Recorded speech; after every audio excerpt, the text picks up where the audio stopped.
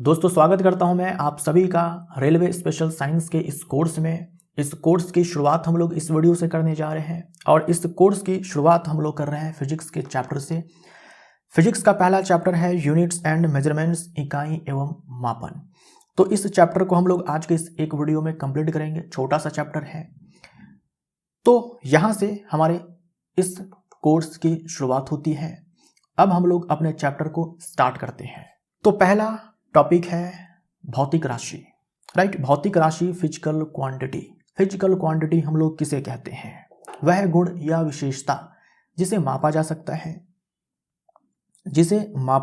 है, या संख्या एवं इकाई के साथ व्यक्त किया जा सकता है, उसे भौतिक राशि कहते हैं, फिजिकल क्वांटिटी कहते हैं। कोई भी ऐसी चीज जिसे आप माप सकते हैं, उसे आप संख्या, उसे आप किसी मात्रक से व्यक्त कर सकते हैं, उसे आप भौतिक राशि कहेंगे। जैसे लंबाई है, द्रव्यमान है, समय है, विद्युत धारा है, तापमान है, इन सारे को हम लोग माप सकते हैं और संख्या के रूप में व्यक्त कर सकते हैं, यूनिट के साथ व्यक्त कर सकते हैं, है ना। लंबाई हम लोग 1 metre, 2 metre, 3 metre, metre, centimetre, millimetre, kilometre, hectometre, right. तो कई सारे यूनिट्स हैं जिनमें हम लोग लंबाई को मापते हैं और संख्या के रूप में बताते हैं कि 1 मीटर है, 2 मीटर है, 100 सेंटीमीटर है, 500 सेंटीमीटर है, इस प्रकार से। तो वो सारी ही चीजें, वो कोई गुण है, विशेषता है, कोई भी ऐसी चीज है जिसे आप माप सकते हैं, जिसे आप संख्या और इकाई के साथ व्यक्त कर सकते हैं, उसे आप भौतिक राशि कहेंगे। जैसे आप कितने खुश हैं, क्या आप इसको संख्या में रिप्रेजेंट कर सकते हैं, बता सकते हैं, व्यक्त कर सकते हैं कि आप कितने खुश हैं? नहीं कर सकते हैं। आप कितने दुखी हैं, आपको किसी से कितना प्यार है, क्या आप इसको संख्या में व्यक्त कर सकते हैं? नहीं कर सकते हैं। क्या प्यार को मापने के लिए कोई इकाई है? नहीं है। क्या आप ये बता सकते हैं कि कितना प्यार आप करते हैं? बोलेंगे सर मैं इतना प्यार करता हूं कि जान दे सकता हूं। नंबर में बताइए कि कितना प्यार करते हैं। भाई कितना प्यार होने पर कोई जान दे देता है? तो हम लोग इन सारी चीजों को नहीं माप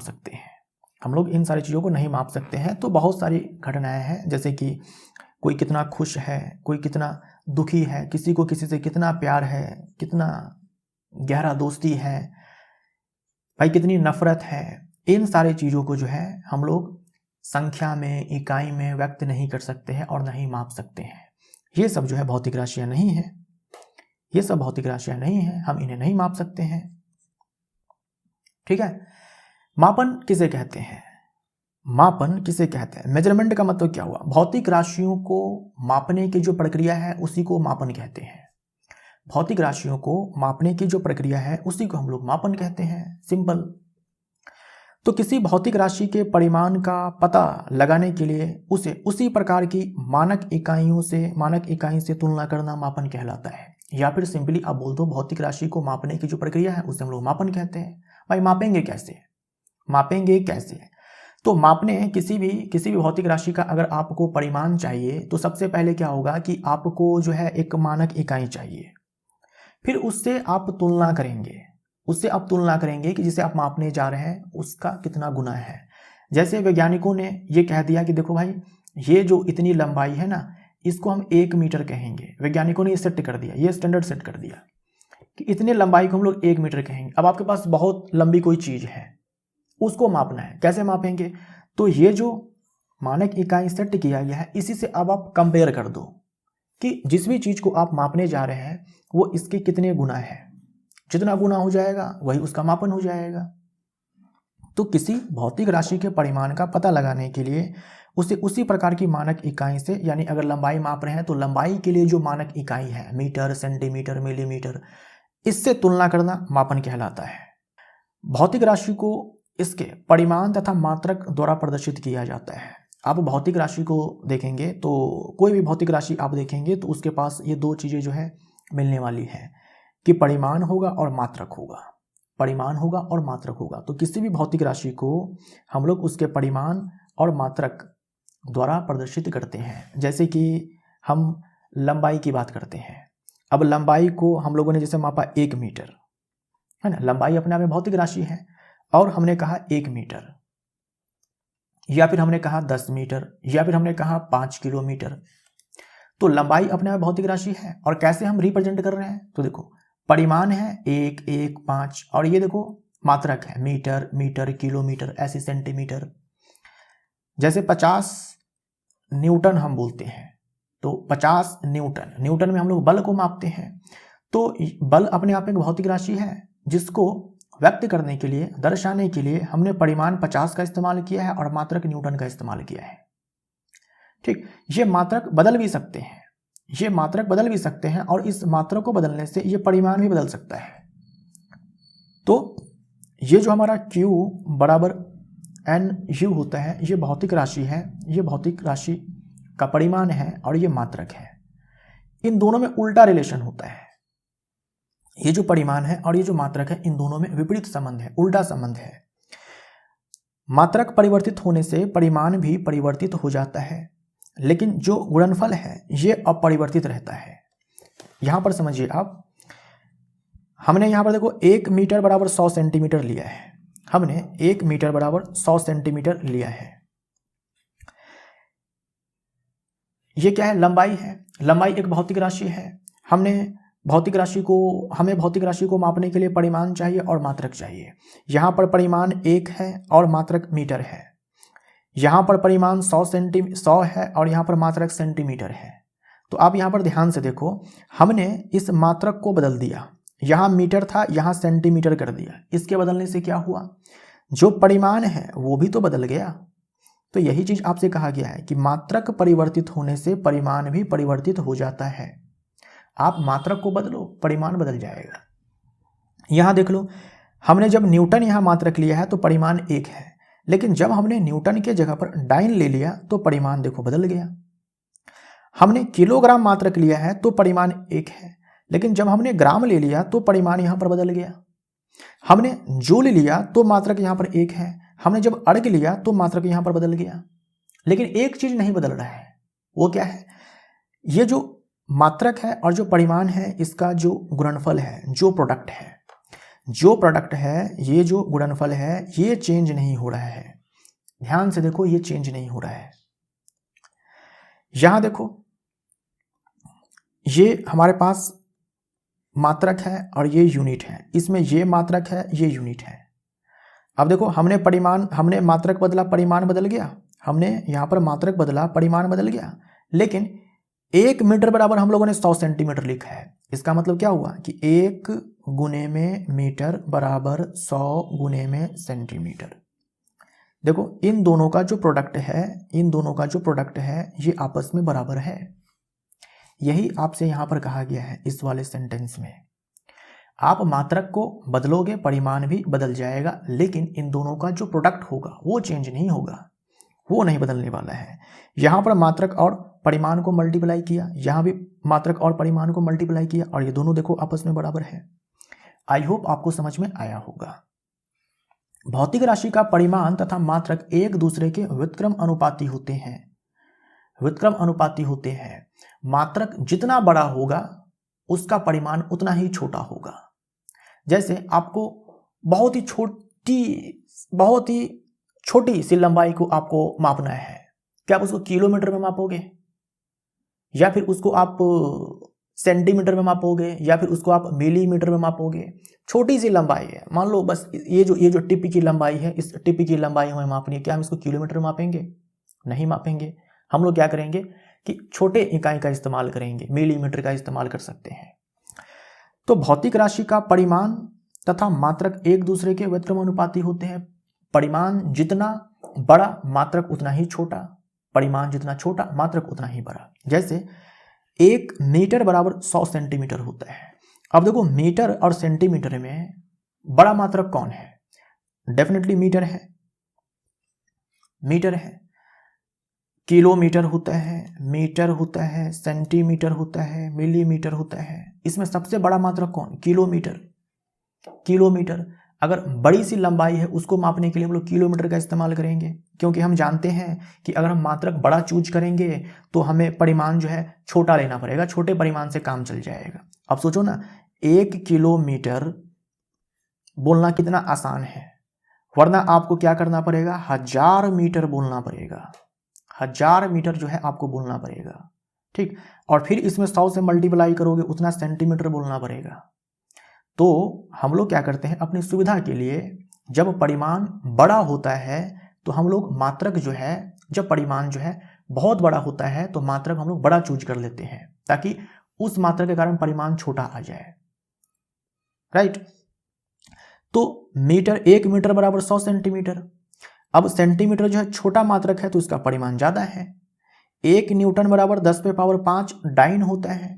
डाइन जो है छोटा मात्रक है तो इसका परिमाण जो है बड़ा है, और न्यूटन बड़ा मात्रक है तो परिमाण छोटा है। 1 किलोग्राम बराबर 1000 ग्राम होता है। किलोग्राम, ग्राम में ग्राम जो है छोटा मात्रक है तो यहाँ पर देखो इसका परिमाण ज़्यादा है, और किलोग्राम बड़ा मात्रक है तो इसका परिमाण जो है छोटा है। ऐसे ही 1 जूल बराबर 10 पे पावर 7 अर्ग होता है। ये अर्ग जो है ऊर्जा का सीजीएस मात्रक है। ये छोटा मात्रक है तो इसका परिमाण देखो बड़ा है, और ये बड़ा मात्रक है जूल तो इसका परिमाण छोटा है। तो आपने यहाँ पर क्या समझा कि भौतिक राशि को व्यक्त करने के लिए हम लोग परिमाण और मात्रक का इस्तेमाल करते हैं।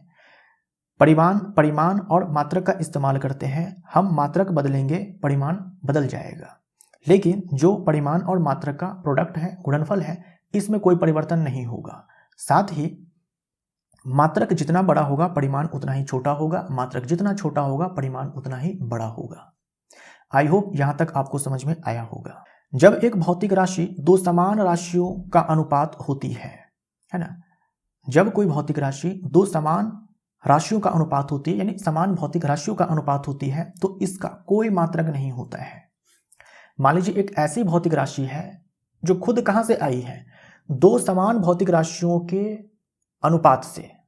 एक भौतिक राशि है, उसमें भाग लगा दिया दूसरे भौतिक राशि से, अनुपात मिल जाएगा। अगर ये जो हम लोगों ने भाग लगाया है और जिसमें भाग लगाया है समान ही भौतिक राशि है, तो उससे जो नई भौतिक राशि बनने वाली है उसके पास कोई इकाई नहीं, कोई मात्रक नहीं। जैसे कि आपेक्षिक घनत्व, अच्छे से आपको ध्यान में रखना है। आपेक्षिक घनत्व को ही हम लोग विशिष्ट गुरुत्व बोलते हैं। अब देखो ये आपेक्षिक घनत्व क्या होता है, किसी भी पदार्थ का अगर आप आपेक्षिक घनत्व निकालना चाहते हैं तो उस पदार्थ का जो अपना घनत्व है इसमें आप भाग लगा दो पानी के घनत्व से, ठीक। बहुत ही ज्यादा महत्वपूर्ण है, ध्यान दीजिए।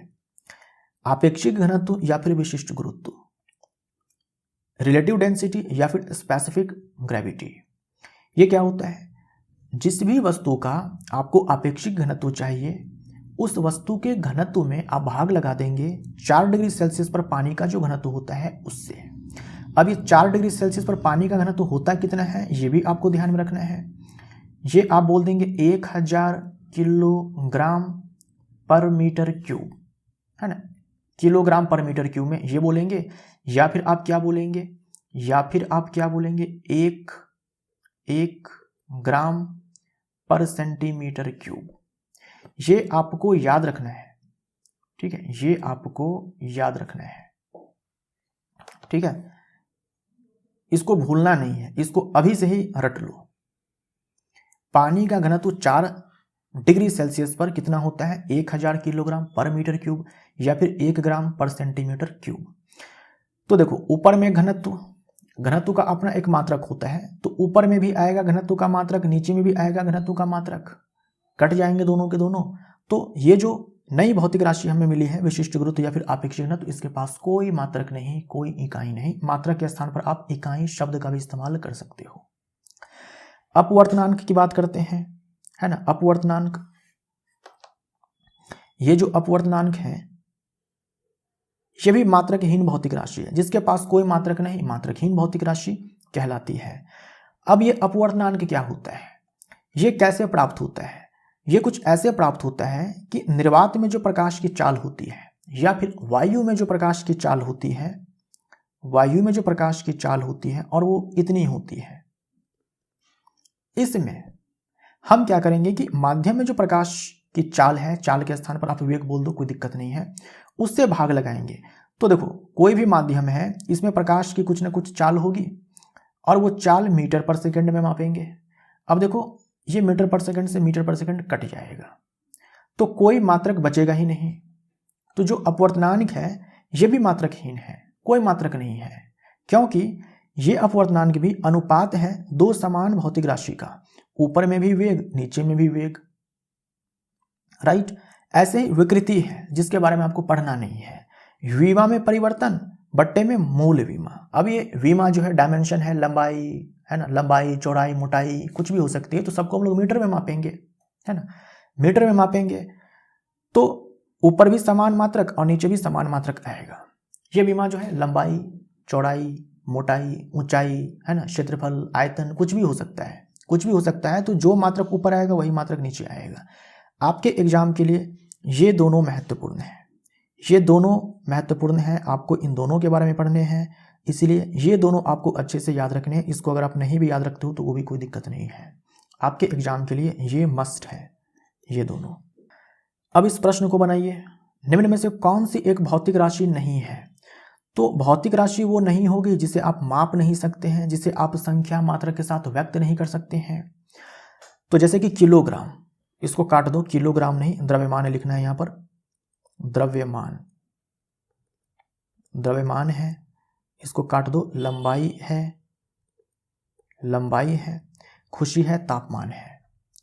अब देखो इन चार में से आप किसे संख्या के साथ, किसी मात्रक के साथ व्यक्त नहीं कर सकते हो, उसे आप नहीं माप सकते हो, संख्यात्मक मान आप उसको नहीं दे सकते हो। तो द्रव्यमान को हम लोग मापते हैं 1 किलोग्राम 2 किलोग्राम 3 किलोग्राम ऐसे। लंबाई को भी मापते हैं मीटर सेंटीमीटर किलोमीटर इन सारी चीज़ों में। तापमान को भी मापते हैं डिग्री सेल्सियस में, है ना, 95 डिग्री सेल्सियस 100 डिग्री सेल्सियस या फिर फ़ारेनहाइट में केल्विन में मापते हैं। खुशी को आपने कभी मापा है कि आप कितने खुश हैं? क्या कभी आपने कोई संख्यात्मक मान दिया है? नहीं, ये कोई भौतिक राशि नहीं है, इसलिए आप ऐसा नहीं कर पाएंगे। सी हमारा राइट आंसर हो जाएगा। निम्न में कौन मात्रकहीन भौतिक राशि है? मात्रकहीन भौतिक राशि मतलब कोई मात्रक नहीं है इसके पास, कोई मात्रक नहीं है इसके पास। तो जो आवृत्ति है ये इसके पास मात्रक है। आवृत्ति का मात्रक हर्ट्ज होता है, इसी को हम लोग सेकंड पे पावर -1 बोलते हैं। लंबाई का मात्रक है, बहुत सारे मात्रक है, मीटर है, किलोमीटर है, सेंटीमीटर है, मिलीमीटर है, बहुत सारे मात्रक हैं। त्वरण का मात्रक होता है मीटर पर सेकंड स्क्वायर में मापते हैं। अभी आपने देखा था अपवर्तनांक, अपवर्तनांक का कोई मात्रक नहीं है क्योंकि ये अनुपात है ना, समान भौतिक राशि का ही ये अनुपात है, समान भौतिक राशि का ही ये अनुपात है। ऊपर में प्रकाश की चाल निर्वात में और नीचे में माध्यम में प्रकाश की चाल। जिस माध्यम का अपवर्तनांक चाहिए उस माध्यम में प्रकाश की चाल हम लोग नीचे डालते हैं तो जाकर के हमें अपवर्तनांक प्राप्त होता है। मात्रकहीन भौतिक राशि है। अब देखो भौतिक राशि दो प्रकार के होते हैं, भौतिक राशि दो प्रकार के होते हैं, मूलभूत राशि और व्युत्पन्न राशि। यानी कि मूलभूत भौतिक राशि, इसी को आप मूल भौतिक राशि भी सिंपली बोल सकते हो, और व्युत्पन्न भौतिक राशि। Fundamental quantity, derived quantity. Derived quantity नाम से आपको पता चल रहा है कि इसको डिराइव किया गया है, इसको उत्पन्न किया गया है। इसको उत्पन्न कैसे किया गया है? ये जो फंडामेंटल क्वांटिटी है इसी से इसको उत्पन्न किया गया है। व्युत्पन्न राशि यानी कि उत्पन्न राशि किससे उत्पन्न किया गया है? ये जो मूलभूत राशि होती है इसी से जो है इन सारी राशियों को प्राप्त किया जाता है। तो दो प्रकार के हैं भौतिक राशियां, मूलभूत भौतिक राशि और व्युत्पन्न भौतिक राशि। ये जो मूलभूत भौतिक राशियां होती है आजाद है, स्वतंत्र है, किसी पर डिपेंडेंट नहीं है। जब आप कमाने लगेंगे तो आप स्वतंत्र हो जाएंगे, आप अपने पिताजी पर निर्भर नहीं रहेंगे पैसों के लिए। ठीक वैसे ही ये जो मूलभूत राशि होती है स्वतंत्र होती है, किसी इसको एक्सप्रेस करने के लिए, इसको व्यक्त करने के लिए किसी की सहारे की आवश्यकता नहीं है, ये अपने आप में काफी है। लेकिन व्युत्पन्न राशि को व्यक्त करने के लिए मूलभूत राशि के पास जाना पड़ेगा, हाथ जोड़ना पड़ेगा कि मुझे व्यक्त कर दो। राइट, देखते हैं अभी वे भौतिक राशियां जिन्हें किसी अन्य राशि के द्वारा व्यक्त या परिभाषित नहीं किया जा सकता, अपने आप में ही वो काफी है, स्वतंत्र है, इंडिपेंडेंट है, उन्हें मूलभूत या मूल या निरपेक्ष राशि कहते हैं। आप मूलभूत राशि बोल दो या फिर मूल राशि बोल दो या फिर निरपेक्ष राशि बोल दो। इन राशियों को आधार मानकर ही अन्य सभी राशियां निकाली जाती है और जो नई राशियां निकाली जाती है उसी को व्युत्पन्न राशि कहा जाता है। अब देखो मूल भौतिक राशियां कौन कौन है? तो यहाँ पर देखो लंबाई है, द्रव्यमान है, समय है, विद्युत धारा है, तापमान है, पदार्थ की मात्रा है, ज्योति तीव्रता है और ब्रैकेट में इन सारी राशियों का प्रतीक दिया हुआ है। मूल भौतिक राशियां हैं। अभी आपने देखा किसी भी भौतिक राशि को हम लोग कैसे दिखाते हैं, परिमाण और उसके मात्रक के गुणनफल के साथ। किसी भी भौतिक राशि को परिमाण और जो उसका मात्रक होता है, किसी भी भौतिक राशि के पास दो चीजें होती है, परिमाण है और मात्रक है। अब जो मूल भौतिक राशियां हैं उनके जो मात्रक होते हैं उसे हम लोग मूल मात्रक कहते हैं, उन्हें हम लोग मूल मात्रक कहते हैं, फंडामेंटल यूनिट्स बोलते हैं।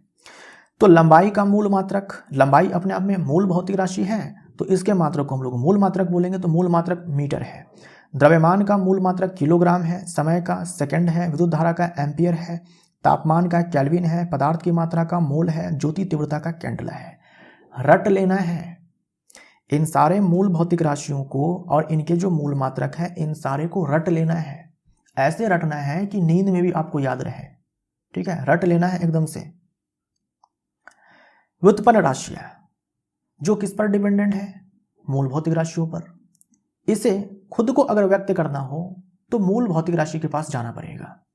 मूल भौतिक राशियों को छोड़कर अन्य सभी राशियां मूल भौतिक राशियों की मदद से व्युत्पन्न किया जा सकता है, अतः ये व्युत्पन्न राशियां कहलाती है। क्या कहलाती है? व्युत्पन्न राशियां कहलाती है। जैसे क्षेत्रफल, आप क्षेत्रफल निकालने के लिए क्या करते हैं, लंबाई और चौड़ाई दोनों को गुना करते हैं। तो ये जो चौड़ाई है इसमें क्या करते हैं, लंबाई ही तो मापते हैं, लंबाई ही तो मापते हैं भाई। जो लंबा होता है, जो पार्ट लंबा होता है उसको हम लोग लंबाई बोल देते हैं और जो पार्ट छोटा होता है उसे चौड़ाई बोल देते हैं। तो लंबाई मापने के लिए भी आप लंबाई ही मापते हैं, चौड़ाई मापने के लिए भी आप लंबाई ही मापते हैं, ऊंचाई मापने के लिए भी आप लंबाई ही मापते हैं, राइट। तो क्षेत्रफल और आयतन ये दोनों के दोनों भौतिक राशियां कैसी हैं, व्युत्पन्न राशियां हैं, क्योंकि इसे खुद को व्यक्त करने के लिए लंबाई का सहारा लेना पड़ रहा है, जो कि अपने आप में एक मूल भौतिक राशि है। घनत्व की बात करते हैं, ये द्रव्यमान और बट्टे में आयतन होता है, और द्रव्यमान जो है ये अपने आप में मूल भौतिक राशि है, मूल भौतिक राशि है।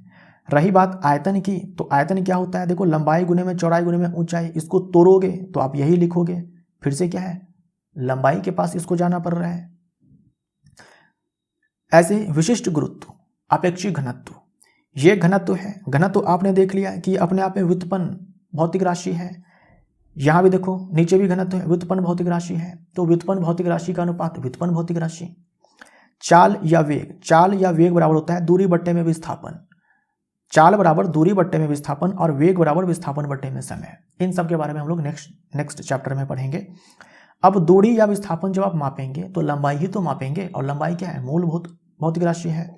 समय क्या है, मूल भौतिक राशि है, समय मूल भौतिक राशि है, राइट। रेखीय संवेग, लीनियर मोमेंटम, द्रव्यमान गुने में वेग, द्रव्यमान जो है मूल भौतिक राशि है और वेग अभी आपने देख लिया ये अपने आप में व्युत्पन्न भौतिक राशि है, तो ये अपने आप में व्युत्पन्न भौतिक राशि है। ऐसे त्वरण व्युत्पन्न भौतिक राशि है। तो आपको सीधा ये याद रखना है कि ये सारी जो मूल भौतिक राशियां हैं इनको छोड़ करके जो भी राशियां हैं सब के सब व्युत्पन्न भौतिक राशियां हैं। मूलभूत मात्रक और व्युत्पन्न मात्रक समझा ही चुका हूं। जो मूल भौतिक राशियां हैं उनके मात्रक को हम लोग मूल मात्रक बोलेंगे या फिर मूलभूत मात्रक बोलेंगे, और जो व्युत्पन्न भौतिक राशियां हैं इनके मात्रक को हम लोग व्युत्पन्न मात्रक बोलेंगे, ठीक। जैसे सेकंड है, मीटर है, किलोग्राम है, केल्विन है, ये सब मूल मात्रक के, मूल भौतिक राशि के मूल मात्रक हैं। जैसे देखो क्षेत्रफल है, जो इसका मात्रक है मीटर स्क्वायर है, तो ये व्युत्पन्न मात्रक कहलाएगा। इसका मीटर क्यूब है, ये व्युत्पन्न मात्रक कहलाएगा। इसका क्या हो जाएगा, किलोग्राम पर मीटर क्यूब, ये क्या है, व्युत्पन्न मात्रक है, जो कि मूल मात्रक से ही बनते हैं। तो सीधी बात है, मूल भौतिक राशि के मात्रक मूल मात्रक कहलाएंगे और व्युत्पन्न भौतिक राशि के मात्रक व्युत्पन्न मात्रक कहलाएंगे। Very simple. ये सारे कुछ एग्जाम्पल्स हैं। अब हम पढ़ते हैं मात्रकों की पद्धति के बारे में।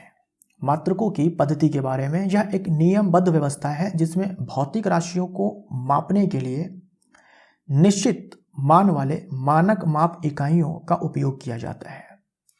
देखो हुआ यह है कि वैज्ञानिकों ने अलग अलग सिस्टम्स बनाए हुए हैं वैज्ञानिकों ने अलग अलग कुछ सिस्टम्स बनाए हुए हैं कि अगर आपको किसी भौतिक राशि को इस वाले सिस्टम में मापना है तो आपको इन इन यूनिट्स का इस्तेमाल करना पड़ेगा। यानी कुछ यूनिट उन लोगों ने डिफाइन करके रखा हुआ है अलग अलग सिस्टम में। जैसे वैज्ञानिकों ने ये सारे सिस्टम्स बना रखे हैं, ठीक।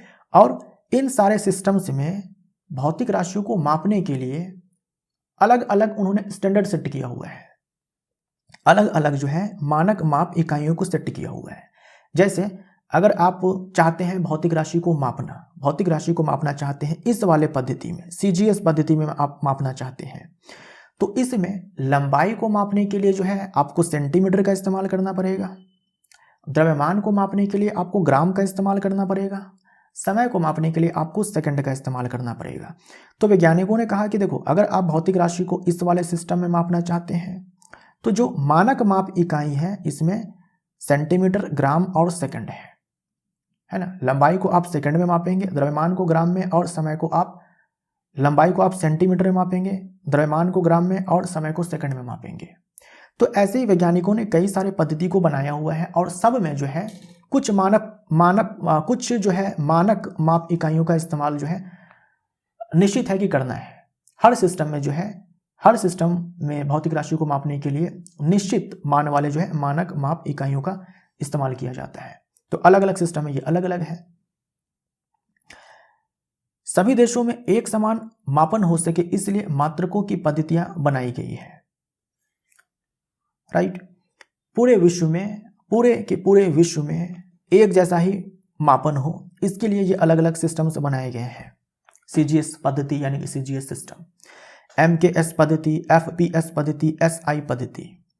यहां पर देख लो, जब हम बोलते हैं CGS पद्धति, अगर हम किसी भौतिक राशि को इस वाले पद्धति में मापना चाहते हैं तो आप लंबाई मापेंगे सेंटीमीटर में, द्रव्यमान मापेंगे ग्राम में और समय मापेंगे सेकंड में।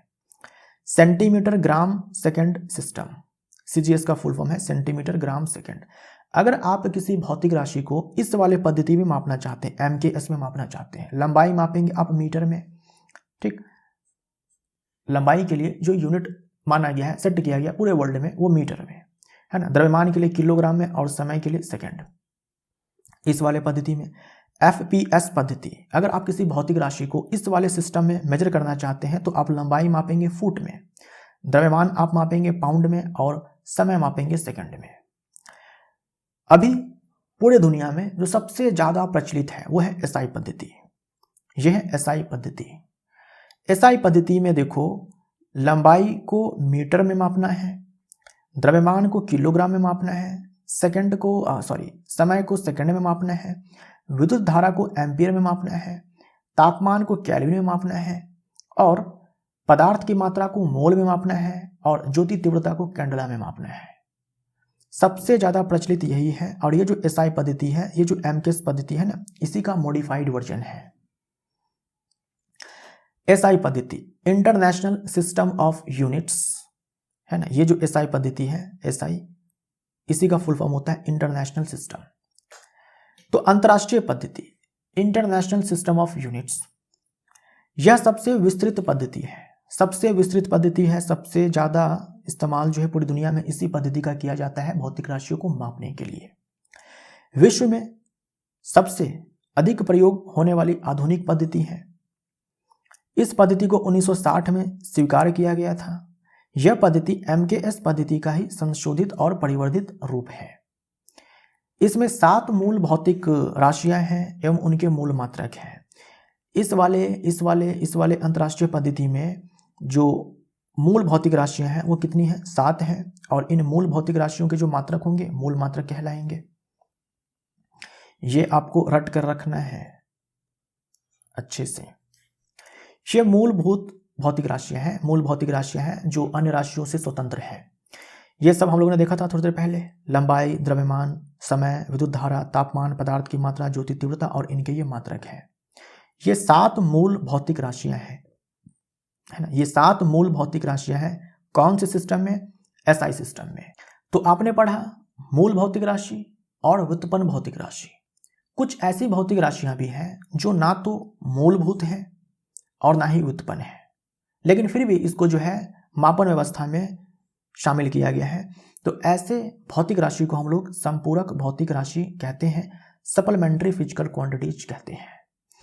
संपूरक भौतिक राशि ये वो राशियां हैं जो ना तो मूल भौतिक राशि है और ना ही व्युत्पन्न राशि है। संपूरक भौतिक राशि ये वो भौतिक राशियां हैं जो ना तो मूल राशि है और ना ही व्युत्पन्न राशि है। ठीक, इनकी संख्या 2 है एसआई प्रणाली में, एसआई सिस्टम में ये 2 है, एसआई सिस्टम में ये 2 है। एक है समतल कोण प्लेन एंगल, जिसका मूल मात्रक जो है, माफ करिएगा, जिसका जो मात्रक है वो रेडियन है। देखो एसआई पद्धति में 7 मूल भौतिक राशियां हैं, ये 7 मूल भौतिक राशियां हैं, इनके ये मात्रक मूल मात्रक कहलाएंगे।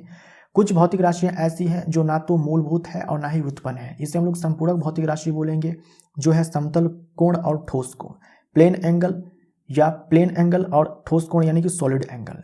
और प्लेन एंगल का एसआई मात्रक, एसआई मात्रक मतलब समझ रहे हो ना, एसआई मात्रक मतलब एसआई पद्धति में जो मात्रक है, एसआई पद्धति में जो मात्रक है, रेडियन है समतल कोण का जो आप मैथ्स में पढ़ते हो, और ठोस कोण का जो है स्टेरेडियन है। ये दोनों जो है संपूरक भौतिक राशियां हैं, संपूरक भौतिक राशियां हैं।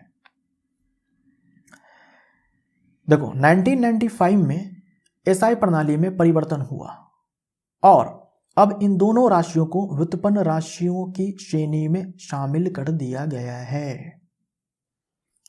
ये पॉइंट भी आप याद रख सकते हो। अभी मैंने आपसे क्या कहा, ये दोनों जो है समतल कोण और ठोस कोण, ये संपूरक भौतिक राशि है, यानी ना तो इसको मूल भौतिक राशि माना गया और ना ही व्युत्पन्न राशि माना गया है। बट अब जो है एसआई प्रणाली में 1995 में जब एसआई प्रणाली में कुछ चेंजेज हुए, तब इन दोनों को जो है संपूरक भौतिक राशि खत्म करके कि भाई कोई संपूरक भौतिक राशि नाम की राशि नहीं होती है, इन दोनों को भी शामिल कर दिया गया व्युत्पन्न राशियों में।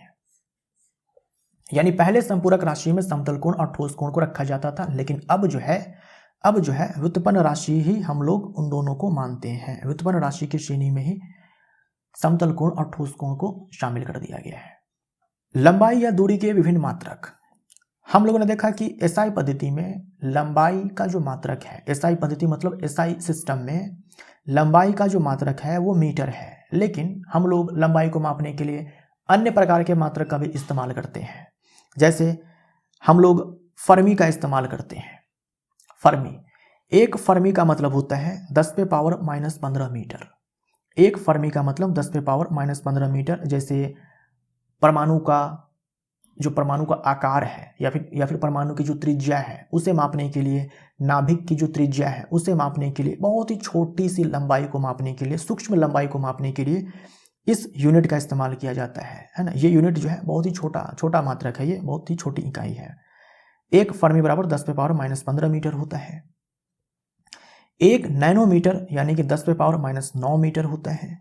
एक एंगस्ट्रॉम यानी कि 10 पे पावर -10 मीटर होता है। और एक माइक्रोन या फिर एक माइक्रोमीटर भी बोलते हैं, 10 पे पावर -6 मीटर होता है। ये सब आपको याद रखना है। डायरेक्ट आपके एग्जाम में पूछा जाता है एक नैनोमीटर बराबर कितना मीटर, आपको आंसर देना पड़ेगा 10 पे पावर -9 मीटर। तो ये सारे जो यूनिट्स हैं और मीटर में इनका मान क्या होता है आपको याद रखना होगा। देखो यहाँ पर फर्मी है, ये अलग मात्रक है, तो यहाँ पर परिमाण अलग है। यहाँ पर मीटर है जो कि अलग मात्रक है, तो इसका परिमाण भी अलग है। यहाँ पर मात्रक जो है बहुत बड़ा है तो परिमाण बहुत छोटा है। यहाँ पर मात्रक बहुत छोटा है तो परिमाण बहुत बड़ा है। एक तो बहुत बड़ा मान हो गया ना 10 पे पावर -15 की तुलना में। कुछ और भी मात्रक है लंबाई के, जैसे एस्ट्रोनॉमिकल यूनिट। एक एस्ट्रोनॉमिकल यूनिट बराबर इतना मीटर होता है। अब देखो यहाँ पर एग्जैक्ट मान आपको नहीं याद रखना है, आप अगर याद रखना भी चाहते हो तो ये कर सकते हो कि ये आप ध्यान में रख लो कि 10 पे पावर 11 मीटर के ऑर्डर का जो है ये एक एस्ट्रोनॉमिकल यूनिट होता है। ये क्या है, सूर्य और पृथ्वी के बीच की माध्य दूरी एक खगोलीय इकाई कहलाती है।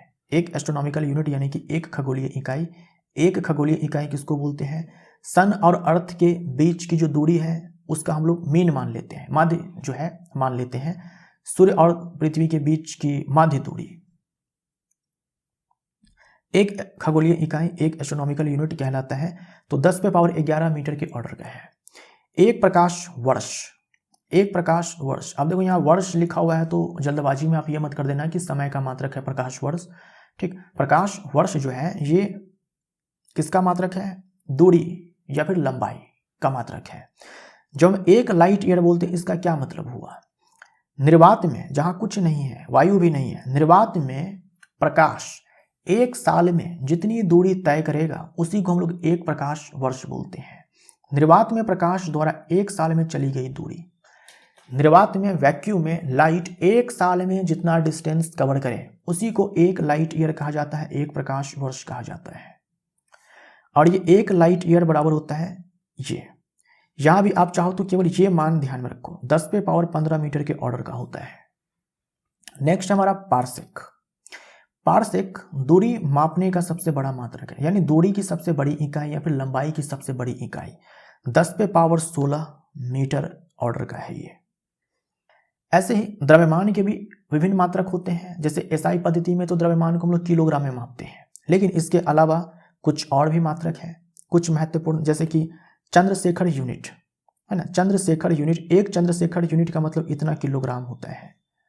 और ये जो द्रव्यमान है, ये जो सूर्य का द्रव्यमान है इसका 1.4 गुना है। सन का जो मास है उसका 1.4 टाइम्स ही एक चंद्रशेखर यूनिट कहलाता है। एक क्विंटल आप जानते हो, एक क्विंटल यानी कि 100 किलोग्राम, एक माइक्रोटन यानी कि 1000 किलोग्राम, और एक एटॉमिक मास यूनिट यानी कि 1.6 इंटू 10⁻⁻27 kg।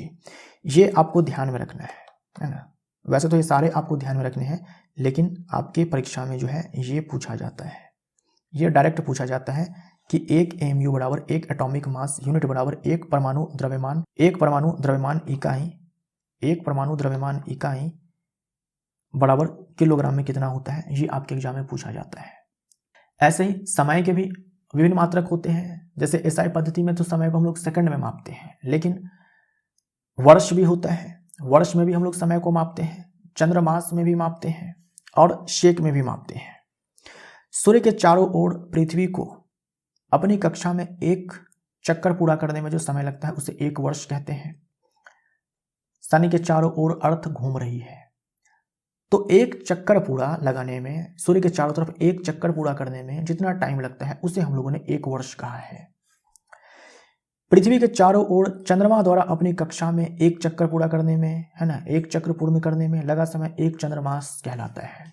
एक चंद्रमास का मतलब पृथ्वी के चारों ओर जो चंद्रमा घूम रहा है उसको एक चक्कर लगाने में जितना टाइम लगा, और एक वर्ष यानी कि सूर्य के चारों ओर जो पृथ्वी घूम रही है उसको एक चक्कर लगाने में जितना टाइम लगा उसे एक वर्ष कहेंगे, और पृथ्वी के चारों ओर एक चक्कर लगाने में चंद्रमा में जितना टाइम लगा उसे हम लोग एक चंद्रमास कहेंगे।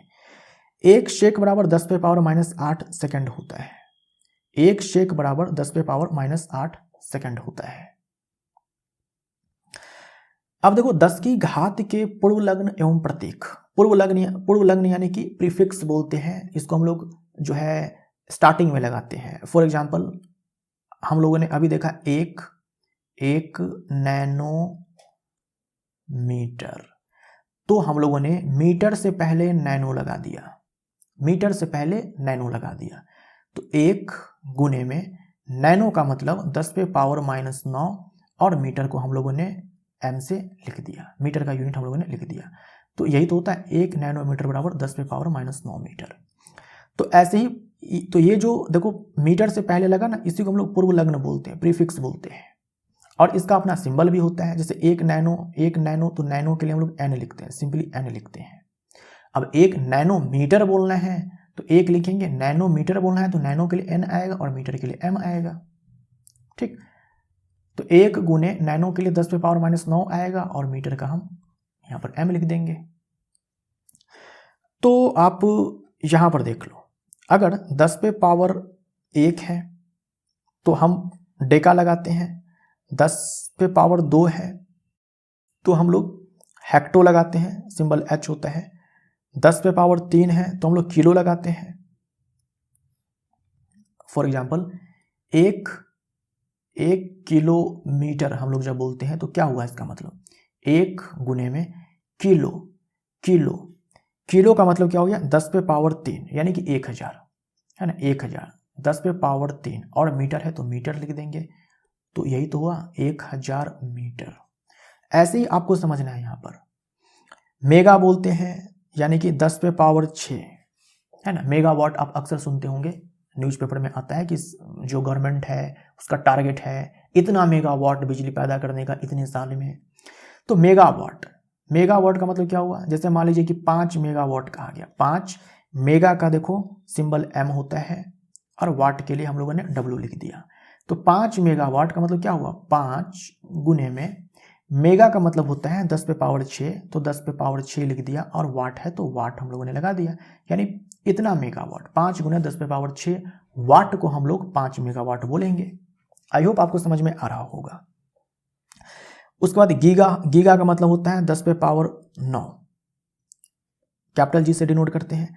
टेरा है ना, गीगाबाइट, टेराबाइट आप सुनते हैं ना, 1 टीबी एसएसडी है ना। गीगाबाइट यानी कि जीबी, गीगा हो गया, ये गीगा तो प्रीफिक्स हो गया, बाइट जो है यूनिट है, तो 1 गीगा बाइट बोलते हैं, मतलब 1 बाइट का 1 गीगा बाइट है ना। जैसे कि हम लोग 1 जीबी बोलते हैं, 1 जीबी बोलते हैं, मतलब 1 गुने में ये जी का मतलब गीगा है, 1 जीबी यानी कि 1 गीगा बाइट।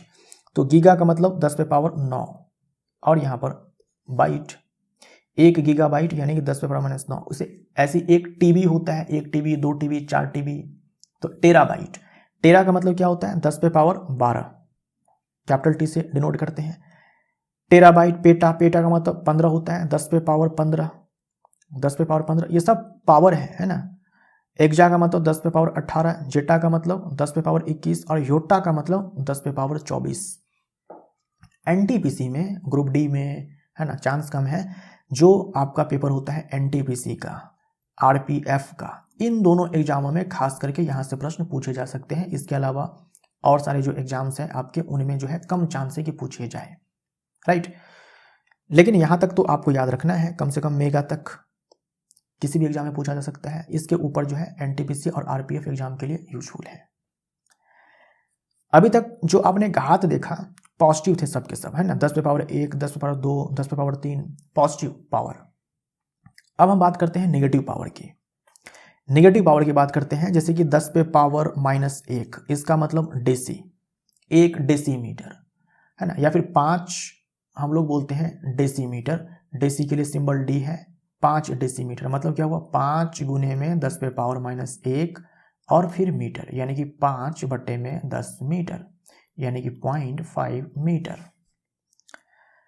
सेंटी का मतलब 10 पे पावर -2, 1 मीटर बराबर 100 सेंटीमीटर हम लोग बोलते हैं ना। तो एक सेंटीमीटर अगर हम ये बोल रहे हैं, इसका मतलब क्या हुआ, 1 गुने सेंटी, सेंटी का मतलब 10 पे पावर -2 और फिर है मीटर, इसका मतलब क्या हुआ कि 1 बटे में 100 मीटर, यानी कि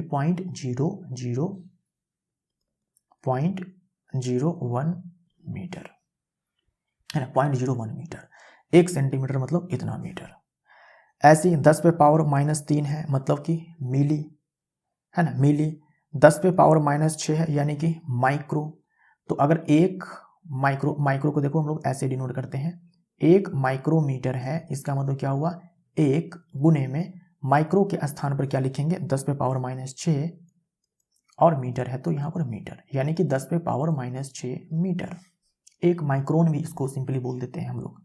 1 माइक्रोमीटर को, यानी कि 1 माइक्रोमीटर को या फिर 1 माइक्रो को हम लोग माइक्रोन भी बोल देते हैं। ऐसी नैनो है, 10 पे पावर -9 होता है, इसका मतलब। पीको का मतलब 10 पे पावर -12 होता है। फेमटो का मतलब 10 पे पावर -15 होता है। एटो का मतलब 10 पे पावर -18 होता है। जेप्टो का मतलब 10 पे पावर -21 होता है और योक्टो का मतलब 10 पे पावर -24 होता है। तो ये सारे घात हो गए 10 पे और ये इनके सिंबल हो गए। इन सारे प्रीफिक्स के सिंबल्स ये होते हैं। आइए कुछ प्रश्नों को करते हैं। निम्न में कौन मूल भौतिक राशियां हैं? क्या आपको याद है मूल भौतिक राशि किसे कहते हैं? वो राशि जिसे व्यक्त करने के लिए, जिसे परिभाषित करने के लिए किसी अन्य राशि की आवश्यकता नहीं है। तो देखो, लंबाई मूल भौतिक राशि है लेकिन घनत्व नहीं है। आयतन व्युत्पन्न राशि है, क्षेत्रफल व्युत्पन्न राशि है। तापमान मूल भौतिक राशि है, विद्युत धारा मूल भौतिक राशि है, 7 मूलभूत भौतिक राशियां हैं या फिर 7 मूल भौतिक राशियां हैं एसआई सिस्टम में। द्रव्यमान तो मूल भौतिक राशि है लेकिन आयतन नहीं है, तो आंसर हमारा सी हो जाएगा। सी हमारा राइट आंसर। पदार्थ की मात्रा की एसआई इकाई है। पदार्थ की मात्रा की एसआई इकाई है मोल। एसआई इकाई मतलब एसआई सिस्टम में जो एसआई पद्धति है उसमें ये किसकी इकाई है, तो एसआई पद्धति में मूल भौतिक राशि है पदार्थ की मात्रा, जिसका ये मूल मात्रक है मोल। ज्योति तीव्रता जो भौतिक राशि है उसका मात्रक है केंडला, तापमान का केल्विन और विद्युत धारा का एम्पियर। मूल मात्रकों के समूह को चुने। मूल मात्रक मूल भौतिक राशि के मात्रक को मूल मात्रक कहते हैं। मूल भौतिक राशि के मात्रक को मूल मात्रक कहते हैं। तो यहां पर देखो केंडला, केल्विन, मीटर स्क्वायर। अब मीटर स्क्वायर जो है ये तो क्षेत्रफल का मात्रक है, क्षेत्रफल कोई मूल भौतिक राशि तो है नहीं, तो ये आंसर नहीं होगा। यहां किलोग्राम है, एम्पियर है और ये हर्ज है। हर्ज जो है आवृत्ति का ऐसा मात्रक है, आवृत्ति जो है ये मूल भौतिक राशि नहीं है। यहाँ मीटर है, सेकंड है, किलोग्राम है। मीटर, सेकंड, किलोग्राम ये तीनों के तीनों मूल मात्रक हैं, क्योंकि मूल भौतिक राशि के ये सारे के सारे मात्रक हैं। यहाँ केल्विन है, किलोग्राम है और ये देखो टाइम पे पावर -1 दिया हुआ है, तो ये भी जो है मूल भौतिक राशि नहीं है। वास्तव में टी पे पावर -1 कुछ होता नहीं है। आई थिंक यहाँ पर एस पे पावर -1 होना चाहिए था। ठीक, एस पे पावर -1 होना चाहिए था, तो ये आवृत्ति का ऐसा मात्रक हो जाता। हर्ज को हम लोग एक हर्ज को जो है हम जो हर्ज लिखते हैं एक हर्ज, इसका मतलब एक, या फिर सिंपली हम इसको जो है ये बोल सकते हैं कि जो हर्ज है इसी को हम लोग सेकंड इनवर्स बोलते हैं। तो हर्ज जो है ये मात्रक है आवृत्ति का, जो कि व्युत्पन्न मात्रक है, मूल मात्रक नहीं है। मूल राशि जो है 7 है और उनके मात्रक को मूल मात्रक कहेंगे, तो सी हमारा राइट आंसर हो जाएगा। ये भी आंसर नहीं होगा। दूरी की सबसे बड़ी इकाई है। दूरी की सबसे बड़ी इकाई आपने देखा, प्रकाश वर्ष भी दूरी की इकाई है, खगोलीय इकाई भी दूरी की इकाई है, पार्सिक भी दूरी की इकाई है, शेक जो है ये समय की इकाई है, तो ये आंसर तो होगा नहीं। अब इन तीनों में सबसे बड़ी जो इकाई है वो है पार्सिक। कितने ऑर्डर का होता है? 10 पे पावर 16। यहां देखो 10 पे पावर 16, 10 पे पावर 15 लाइट ईयर में है और 10 पे पावर 11 खगोलीय इकाई में है, तो सी हमारा राइट आंसर हो जाएगा। एक एंगस्ट्रम बराबर क्या होता है? एक एंगस्ट्रम, तो एंगस्ट्रम का मतलब क्या होता है? एंगस्ट्रम का मतलब होता है 10 पे पावर -10, ये एंगस्ट्रम होता है 10 पे पावर -10। एक एंगस्ट्रम बोल रखा है, यानी कि इसका एक गुना, यानी कि 10 पे पावर -10 है ना। एंगस्ट्रम बराबर 10 पे पावर -10 बोल दो या फिर एक एंगस्ट्रम बोल दो, बात बराबर ही पड़ता है। ठीक है, आप एक एंगस्ट्रम बराबर लिखो, चाहे सिंपली आप एंगस्ट्रम बराबर इतना लिखो, बात बराबर ही है ना। एक से गुना करोगे इसमें तो कोई फर्क पड़ने वाला नहीं है। ठीक, ये क्या होता है? 10 पे पावर -6, ये हो गया आपका 1 micron, 1 nano, 1 angstrom, 1 pico, 1 pico. निम्न में कौन एक व्युत्पन्न भौतिक राशि है?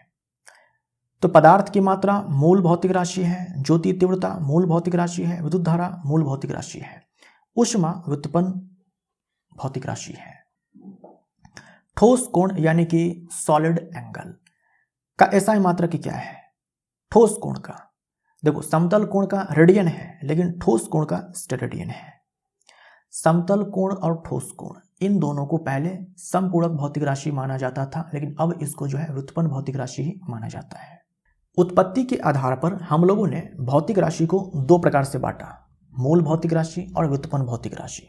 अब भौतिक राशि के पास दिशा है या नहीं है, परिमाण के साथ दिशा है या नहीं है, इस आधार पर भी भौतिक राशि को हम लोग दो प्रकार से बांटते हैं, अदिश राशि और सदिश राशि। स्केलर क्वांटिटी, वेक्टर क्वांटिटी आपको अच्छे से पढ़ने हैं, आपके एग्जाम में खूब सारे प्रश्न यहां से पूछे जाते हैं।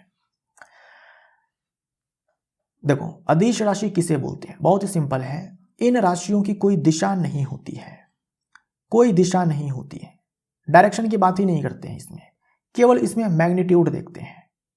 जैसे आप किसी पदार्थ को मापते हैं, आप बोलते हैं 5 किलोग्राम, आप बोलते हैं 5 किलोग्राम, यहां पर आप डायरेक्शन थोड़ी बताते हैं, 5 किलोग्राम लेफ्ट में, राइट में, ऊपर, नीचे, दाएं, बाएं, ये सब कुछ नहीं बोलते आप।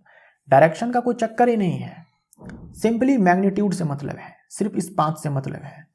ये 5 किलोग्राम दाएं बाएं ऊपर नीचे एक्स डायरेक्शन में वाई डायरेक्शन में कोई मतलब नहीं है। तो वो सारी भौतिक राशियां जिन्हें दिशा से कोई लेना देना नहीं है, उनके पास केवल परिमाण होता है, केवल मैग्नीट्यूड होता है, उसे हम लोग बोलते हैं अदिश भौतिक राशि। ये सारे के सारे, ये सारी की सारी जो राशियां हैं, ये अदिश भौतिक राशियां हैं। इन सारे के पास परिमाण है, मैग्नीट्यूड है, लेकिन डायरेक्शन नहीं है, डायरेक्शन नहीं है।